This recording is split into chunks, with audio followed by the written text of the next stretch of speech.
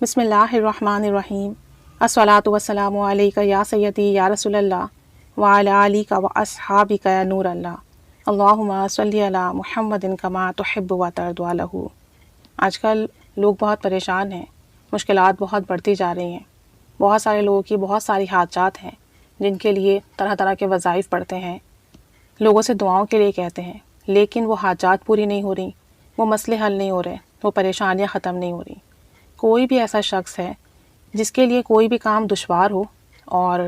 وہ ٹھیک نہ ہو رہا ہو، یا کسی بھی طرح سے کوئی بھی کام مکمل ہوتا دکھائی نہ دے رہا ہو،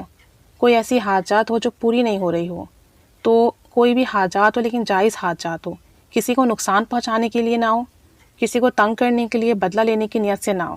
جائز حاجات ہو جس سے کسی کا کوئی نقصان نہ ہو، یا کوئی کام ہے جو پورا نہ ہو رہا ہو،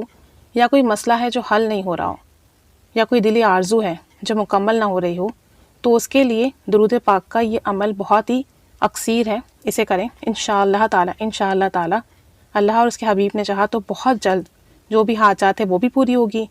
جو مسئلے ہیں وہ بھی حل ہوں گے، اور جو کام نہیں بن رہے ہیں وہ بھی بنیں گے، اور جو رکاوٹیں ہیں انشاءاللہ تعالی وہ رکاوٹیں بھی ختم ہوں گی۔ کرنا یہ ہے کہ سونے سے پہلے آپ نے تازہ وضو کرنا ہے اور کسی پاک جگہ پر بیٹھنا ہے قبلہ رخ، اور یہ جو درود شریف ہے اسے 1000 مرتبہ پڑھنا ہے۔ اللہم صلی علی محمد کما هو اہل و مستحق، اللہم صلی علی محمد کما هو اہل و مستحق۔ اس درود پاک کو 1000 مرتبہ پڑھیں گے اور ہر بار بسم اللہ کے ساتھ پڑھیں گے، یعنی اس طرح سے پڑھیں گے بسم اللہ الرحمن الرحیم اللہم صلی علی محمد کما هو اہل و مستحق،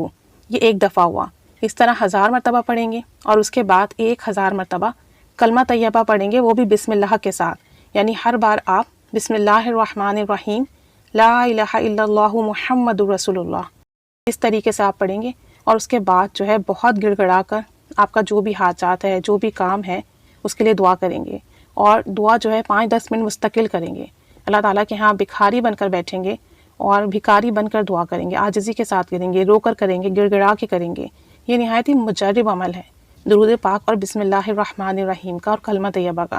جب آپ اس طریقے سے کریں گے تو انشاءاللہ تعالی جیسی حاجات کیوں نہ ہوگی ضرور پوری ہوگی، جو بھی دشواریاں ہوں گی وہ ختم ہوں گی، جو بھی کام ہے جو اٹک گئے ہیں پورے نہیں ہو رہے وہ ضرور بنیں گے، جو بھی معاملات ہیں وہ ضرور بنیں گے۔ آپ کامل یقین سے کر دیکھیں، روزانہ کریں جب تک کہ آپ کا مسئلہ حل نہ ہو جائے، جب تک حاجات پوری نہ ہو، جب تک کام نہ بنے، باوضو ہو کر اور اس طریقے سے پڑھیں 1000 بار یہ درود پاک، ہر دفعہ بسم اللہ کے ساتھ، 1000 بار کلمہ طیبہ، ہر دفعہ بسم اللہ الرحمن الرحیم کے ساتھ،